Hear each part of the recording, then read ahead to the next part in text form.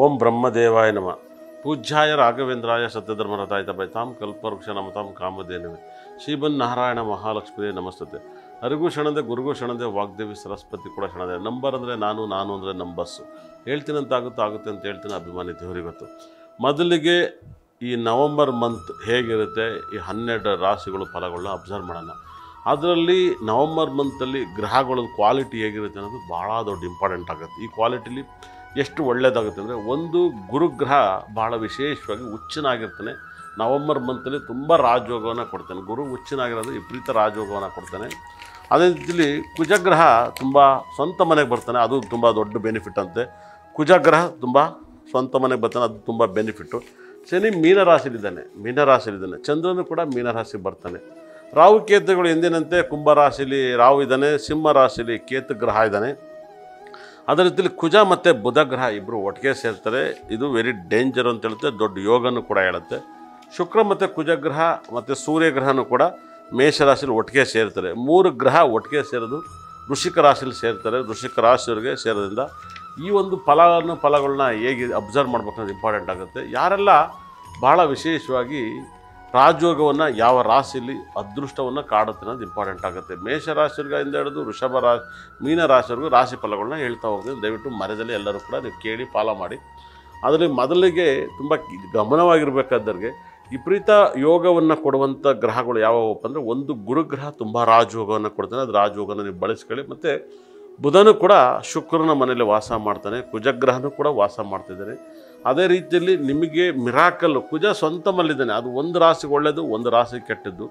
ಶನಿ ಎಂದಿನಂತೆ ಗುರು ಮತ್ತು ಶನಿ ಒಬ್ಬರನ್ನೊಬ್ಬರು ನೋಡ್ತಾರೆ. ಹುಟ್ಟಂಥ ಮಕ್ಕಳಿಗೆ IAS IPS ಆಗೋರು, ಜಡ್ಜ್ ಆಗೋಂಥ ಯೋಗ ಇದೆ. ತುಂಬ ಈ ನವಂಬರ್ ಮಂತಲ್ಲಿ ಹುಟ್ಟಂಥವ್ರಿಗೆ ವಿಪರೀತ ಶ್ರೀಮಂತರಾಗೋಂಥ ಯೋಗದ ಮಕ್ಕಳುಗಳು ಹುಡ್ತಾರೆ. ಯೋಗದ ಒಂದು ಮುಹೂರ್ತಗಳು ಸಿಗುತ್ತೆ. ಯಾಕಂದರೆ ಈ ನವಂಬರ್ ಮಂತಲ್ಲಿ ಒಳ್ಳೆ ಲಗ್ನ ಅಂತ ಬಂದಾಗ ವಿಶೇಷವಾಗಿ ಒಂದು ಟಾಪ್ ಲಗ್ನ, ಕುಂಭ ಲಗ್ನ ಮತ್ತು ಕಟಕ ಲಗ್ನ ಇವೆರಡೂ ಕೂಡ ವಿಪರೀತ ರಾಜಯೋಗದ ಲಗ್ನ ಆಗುತ್ತೆ. ಅದು ಬಿಟ್ಟರೆ ನಿಮಗೆ ತುಲಾ ಲಗ್ನ, ಈ ತುಲಾ ಲಗ್ನದಲ್ಲಿ, ಕಟಕ ಲಗ್ನದಲ್ಲಿ ಮತ್ತು ಮಕರ ಲಗ್ನದಲ್ಲಿ ಏನು ಕೆಲಸ ಮಾಡ್ತಾರೋ ಸಕಲ ಸಂಪತ್ತು ಐಶ್ವರ್ಯವನ್ನು ಕೂಡ ಕೊಡ್ತಾರೆ.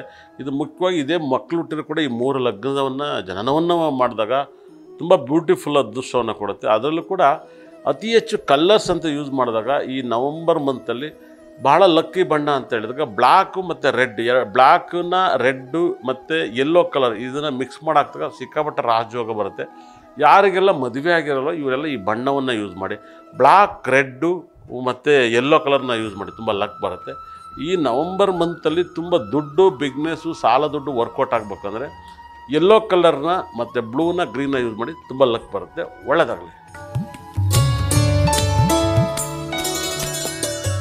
ವೃಶ್ಚಿಕ ರಾಶಿಯವ್ರಿಗೆ ಭಯಂಕರ ಲಕ್ಕು, ವಿಪರೀತ ರಾಜಯೋಗ, ಮುಟ್ಟಿದ್ದೆಲ್ಲ ಚಿನ್ನ, ಇಂಥ ಒಂದು ಯೋಗ ಯಾರಿಗಿದೆ? ಲಗ್ನಕ್ಕೆ ಸೂರ್ಯ, ಬುಧ, ಶುಕ್ರ ಗ್ರಹ ಬರ್ತಿದ್ದಾನೆ. ಗುರು ಭಾಗ್ಯದಲ್ಲಿ 9ನೇ ಮನೆಯಲ್ಲಿದ್ದಾನೆ. ಶನಿ ತಾಂಡವಾಡ್ತಿದ್ದಾನೆ. ರಾಹು ಸುಖ ಸ್ಥಾನದಲ್ಲಿದ್ದಾನೆ. ನೀವು ನಿಮ್ಮ ಮನೆಯಲ್ಲಿ ಒಂದು ನವಗ್ರಹ ಹೋಮ ಮಾಡಿಸಿ, ನಿಮಗೆ ತುಂಬ ಪಾಸಿಟಿವ್ ಬರುತ್ತೆ.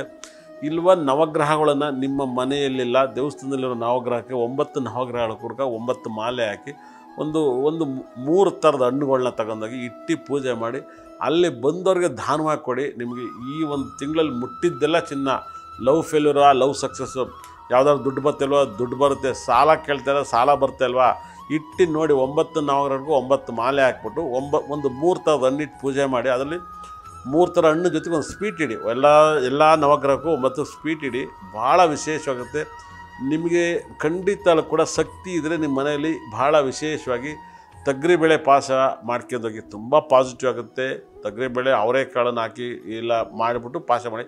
ಹೆಸರು ಕಾಳು ಬಳಸ್ಬೇಡಿ. ಹೆಸರು ಕಾಳನ್ನ ವೃಶ್ಚಿಕ ರಾಶಿಯರು ಈ ಒಂದು ತಿಂಗಳಲ್ಲಿ ಹೆಸರು ಕಾಳನ್ನ ಜಾಸ್ತಿ ತಿನ್ನಬೇಡಿ. ಹೆಸರು ಕಾಳು ತಿಂದರೆ ನಿಮಗೆ ತೊಂದರೆಗಳಾಗುತ್ತೆ. ಅವರೊಬ್ಬರನ್ನ ಬಿಟ್ಟು ಇನ್ನು ಎಲ್ಲ ಧಾನ್ಯನೂ ಊಟ ಮಾಡಿ. ಅದರಲ್ಲೂ ಕೂಡ ಹುಳ್ಳಿಕಾಳು, ಉದ್ದಿನವಡೆ ಮಿಸ್ ಮಾಡ್ದಲ್ಲೇ ತಿನ್ನಿ. ಈ ಹುಳ್ಳಿಕಾಳು ಸಾರನ್ನ ಬಸ್ಸಾರು ಮಾಡ್ಕೊಳ್ಳಿ ತಿನ್ನಿ, ತುಂಬ ಒಳ್ಳೆಯದಾಗುತ್ತೆ.